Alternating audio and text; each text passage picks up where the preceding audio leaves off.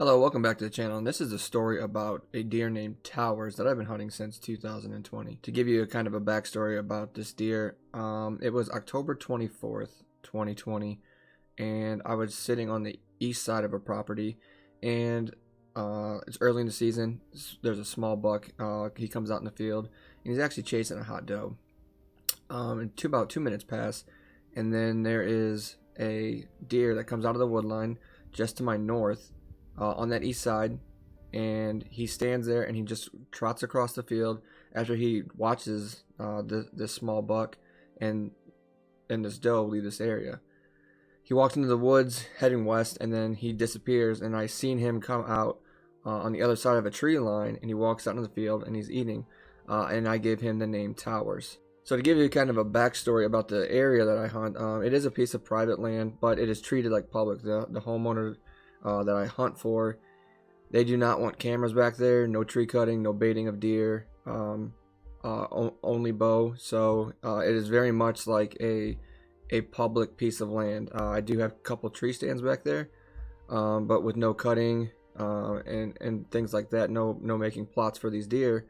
I kind of switched it up. So in 2021, I made the investment to buy a saddle, an H2 saddle. And I spent a lot of 2021 working with getting my saddle set up correctly. To give you a backstory of the land, to go out caveat off of that, it is a deep woods. It's a deep woods that's bumped up against a residential area where it is a trail system where we cannot hunt that trail system, and that deep woods butts up against agricultural fields in a meadow that is owned by a different property owner to the south. So the agricultural field is a hot spot for me because I see these deer travel within this area. But a lot of my focus is always on this east corridor because that's where I've seen the most deer, and this is where I've seen this deer. So most of 2021, I sat out actually during rut, a full day's hunt, and I did not see this buck at all. After in 2020, I did not see this buck again after that day, and then 2021, not seeing him at all. I kind of figured he had moved on, that he was just passing through this area, or he was just not being seen at all. So 2022 comes around. Okay, I'm using my saddle, and it was October 14th. There's a strong southwest wind, and I was hunting at nighttime. Strong southwest wind blowing in my face, and what I wanted to do here was I sat up on the very north side of this field, so the south side of this woods, where I normally see does in this area, the same exact tree that I was hanging in when I shot a doe the previous year. So I'm sitting in this stand, and I have seen a couple does this day, and about 6. So sunset was 7:30. About 6:55, I see this buck come out of this east tree line down to the south, and he just comes out. He stands about 3 yards offside of the tree line, and he's looking down. So I zoom in on my camera, and here's a video of him right here. So I zoom in on him, and I kind of watch him, and he's just standing there grazing, and I notice that this is Towers. So I'm in position, and I don't think he's gonna come towards me. A lot of the deer that come out of that area, they just walk straight across to the west, through the field, and then on the other side this year was corn. There's a tree line, and then there's corn again. So usually they just cross and they just go into the corn. Well, he happened to not do that. What had happened was he actually stood there, grazed, and then he came down the field in the very center of the field, straight towards me. And he comes towards me, and it's prime time for light is almost done. I have like 10 minutes left of shoot time, and he's just slowly making his way towards me. So he's 45 yards in front of me. I can't really see anything anymore, and I notice where he walks into this woods. So I'm thinking to myself, okay, so I know he's still here. Later that night, I pull out my phone in my Hunt Stand app. I put in, the deer sighting, and then the specific weather that I've seen this deer in. So the following weekend, I go out into this tree, and I have a boss buck decoy from my dad. So I set it up, 15 yards off the tree line, into this field, and the wind is actually different today. It's actually a southeast wind, and it's a Sunday morning, and I'm kind of want to see what the deer are doing. How do they respond to this decoy? So right here, you're gonna see in this video that there is a small buck that comes out to the north side where I'd seen towers in 2020 come out of, and he comes out and he inspects this decoy, and then he walks back. And then now there's two doe that are coming from the south where I'd seen him earlier this year, and they come right down the tree line. I'm in this stand, so it's a southeast wind. Thermal's going up because it's in the morning, and these two does walk right in front of me. And earlier I had this small buck out in front of me, and that's the direction that the way they're going is the way my scent would be blowing, and they do not sniff me at all. And there's leaves on the tree, so I still have pretty good cover and concealment. So 2 days later, I'm driving home from work, and it's about 5 p.m. and I look in the field, and there I see Towers standing in the field, and about, I would say, 75 yards away from him, to the southeast, there's a group of does grazing, and he's out in that field grazing by himself. So I know he's still in the area, and I know he is the residential deer in this area.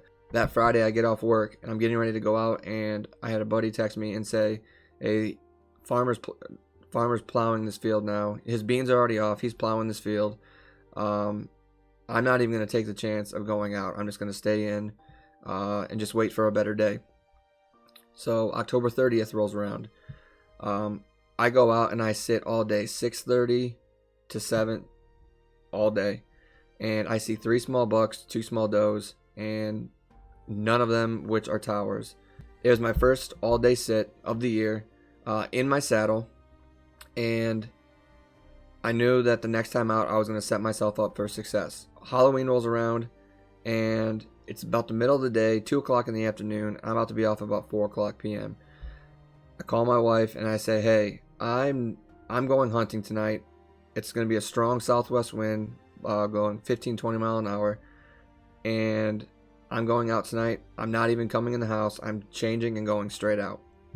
So I get home about 4:30, put all my stuff on, grab the buck decoy, head out, get set up, 4:50, 4:55ish. I know that I believe that it's going to be prime time, if you believe in the Halloween buck theory. So this tree that I'm in, it's a very large tree, and it actually has an old timer's platform in it where the rest of his stand is broke, but the bottom half of that stand is chained into the tree, and you can see where his old climbing steps were. So I don't use the climbing sticks to actually climb up into this tree.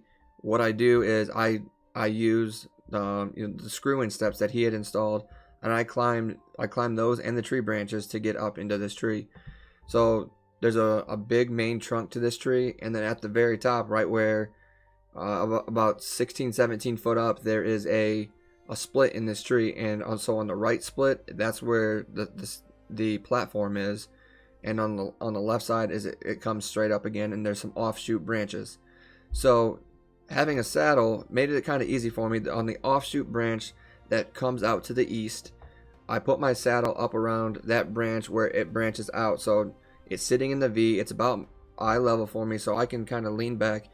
I figure out my spots in my tether rope where I say, "Hey, I'm going to tie a knot here so I can tighten it up if I want to stand up or if I want to lean back a little bit." So I have it leaning back, and I'm actually sitting in between the two trunks. I'm leaning back in between the two trunks. About 6 o'clock rolls around, and I say to myself, the leaves are off the tree. I'm going to take my bow off the hanger. So if a deer does come from the south, where I do not have any more cover and concealment anymore, that I'm not making a big movement. Okay? I do not want to make a big movement for me to possibly see me. I just want to make subtle movements. So what I do is I'm still leaning back. I grab my bow. I lay it across my tether rope and my saddle bridge. So it's leaning across from me. About 6:42 rolls around. I've been texting my wife. I haven't seen anything yet, and I put my phone into my coveralls pocket right in the front, and I look off to my left, and I see a deer, and I don't see antlers. So I get my bow ready. at the time I didn't know it was towers. So I look off to the left. I'm watching this deer. It's about 5 to 8 yards off the tree line. There's a bunch of tree branches in the way, so I can't really see anything. And then he turns his head, and I say, "There he is. That's towers." So, and he's looking at my decoy. Okay, so he takes like 5 steps, and then he cuts out towards the west, and he starts heading down the field straight towards the decoy.